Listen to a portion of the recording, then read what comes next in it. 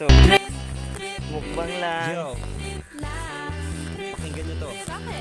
Trip lang. Mukbang guys. Ilang kada ka mga ako pagkatapos mo hihinga ka pa dali na pare man maliwanag na kung di ka sasabay matutuwanan ka ang isip ay wag na gawin pang dalawa dahil isa lang ito gusto na Rian nga pala, shout out. para di ka mabato ay iwasan mo kung pananatili sa isang lugar hindi ko sabihin ay huwag ka papasakop sa takot Guys, tatawid na naman muna kami sa ilog bago kami makarating sa papaliguan namin. dito sa mundo bilang tao gano'n pa rin hindi nagbago pinakamasaya yung di pinano kasi parang